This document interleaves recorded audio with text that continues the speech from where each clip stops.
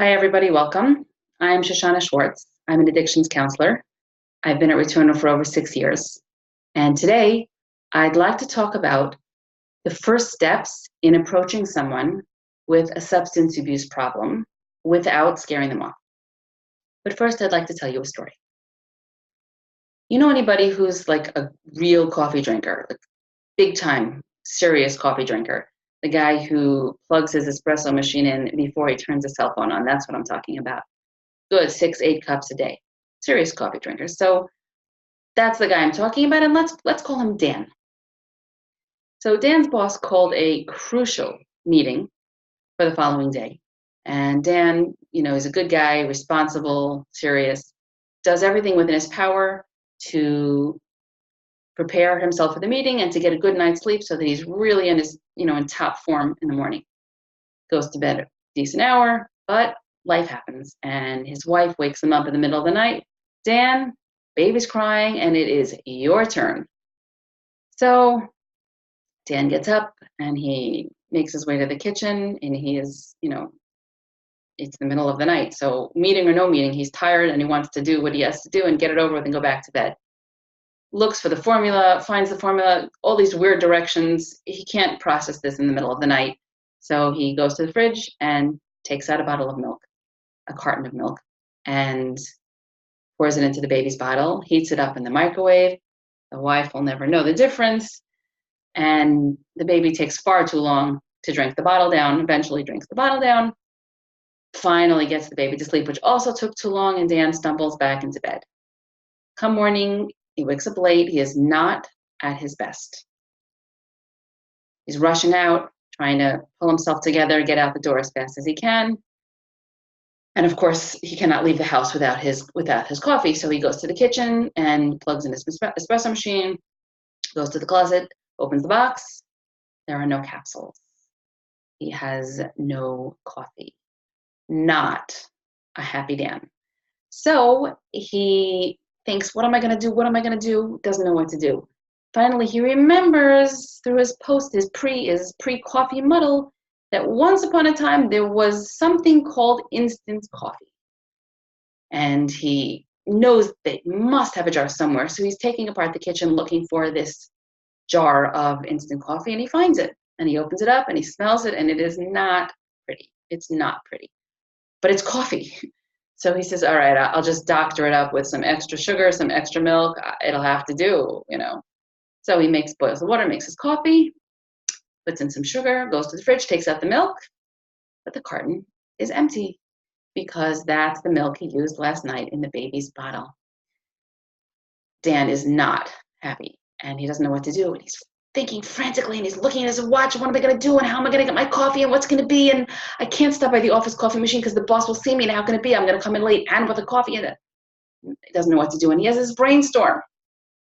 I'm going to stop at Starbucks. Not his usual haunt, but, desperate times call for desperate measures. Stop at Starbucks. So Dan tears out of the house as fast as he can and stops by his nearest Starbucks. Goes inside, looks, bit of a long line. Okay, what's he going to do? Needs his coffee. Gets online, he's waiting. A minute passes, 3 minutes, 5 minutes, looking at his watch, getting tense. What am I going to do? What am I going to do? The line's inching along. Finally, there's one guy in front of him to save time. Dan pats around to pull out his wallet. At least he can get that ready. Can't find his wallet. Patting his pockets. In his rush, he left his wallet home. Wow, poor Dan. Does not know what to do. He does not know what to do. When the guy in front of him finishes, it's his turn, and the cashier smiles that morning post-coffee smile. She's had her coffee already. Good morning, and how can I help you? And Dan just has to leave the line because he can't pay for a coffee. So he trudges over to the door and can't force himself to leave. He just can't leave. He's leaning on the door, and he just inhales that heavenly smell of coffee, that aroma. He's looking at all these people enjoying their coffee and thinking, what can I do? What can I do? Looking around. Maybe I'll put my pride aside, he tells himself. Maybe I'll put my pride aside and borrow money. He looks around. Maybe there's somebody I recognize. Is there anybody here that I know? Looks around. Doesn't recognize anybody. What could he do? What could he do? Maybe, could I really just borrow money off a stranger? I don't know. As he's playing around with that in his mind, he sees a woman online, finishes, pays, walks off to the side, takes her untouched coffee, puts it down on a table, and walks off to the ladies' room.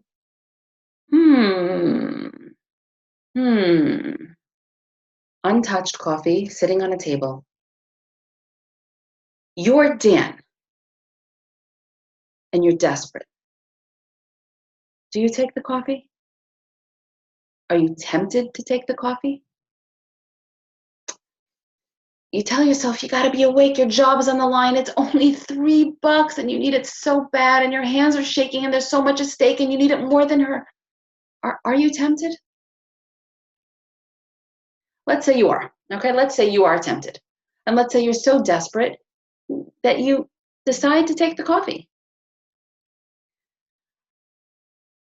But as you pick up the cup, you notice some lipstick marks on the coffee.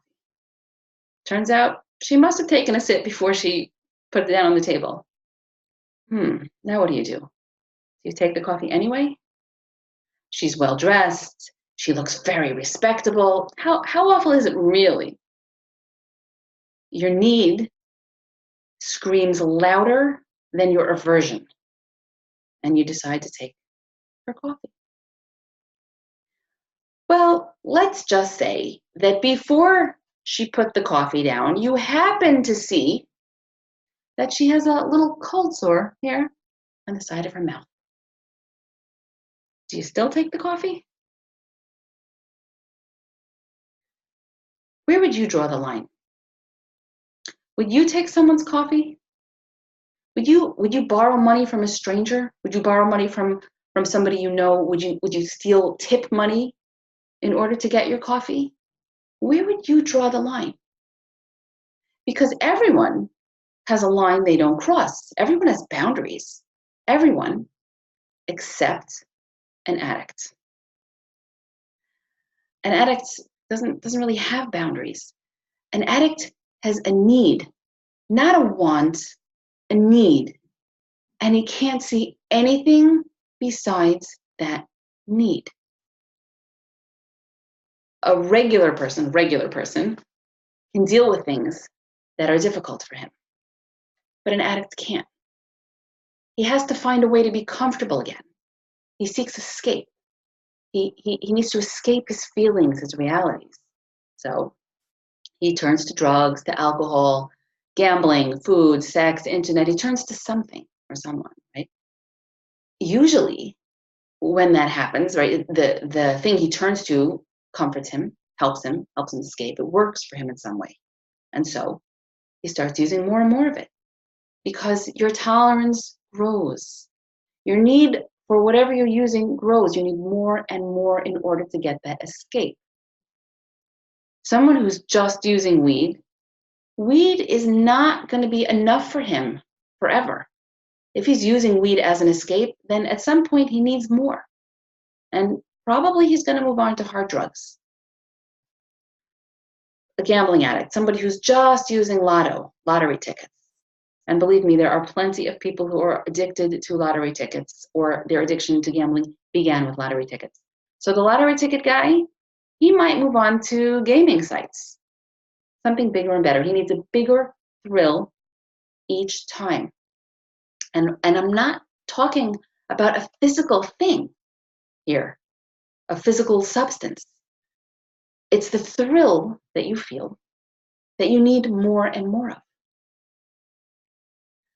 Now, you may not be the guy who steals that coffee. You may not even be able to relate to that guy who steals the coffee. The guy who turns to drugs and alcohol when he's desperate to escape his feelings and his problems, his realities. But we all use things. We use shopping, Instagram, food. We use nail biting, music, smoking, right? Everybody knows a smoker. Smoking, fortunately, is on the decline in many places, but still a problem. So let's look at a smoker, right? Somebody who smokes a lot, 2-3 packs a day. Let's say he's addicted. 2-3 packs a day is a lot of cigarettes. Even if he's addicted, this is not the kind of addiction that he's going to need inpatient treatment for, right? This is not the guy we're bringing into Retorno. It doesn't ruin his family. It doesn't bring him to extreme situations. It doesn't cause him to lose control over his life. He's not going to steal, probably. He's not going to steal in order to smoke. If he's religious, he's not going to smoke on Shabbat. It hasn't taken over his life. It's just the thing he turns to when he gets uncomfortable. We all turn to things or to people in order not to feel our discomfort. If your drug of choice is pizza, well, great, you found an easy pacifier. So you have 2 slices a day, great. But what happens when you can't get pizza, when you don't have pizza? Will you cut out of work in the middle of the day to go get your 2 slices? Will you if you wake up at 2 a.m. with this urgent desire for pizza, will you go and scout the city for an open pizza store? Will you steal in order to get pizza? Will you eat pizza if your doctor tells you that you're a year away from a heart attack? What if you're a month away or a week away? Will you go against your own value system in order to get what you need? We all use things to ease our discomfort. You may not be the one who's stealing coffee or money to get a coffee, but we all have things we use. And that can give you a glimpse into the head of an addict. In Retorno, we always say that drugs are not the problem. They are a solution to the problem. They're a bad solution, but they're a solution.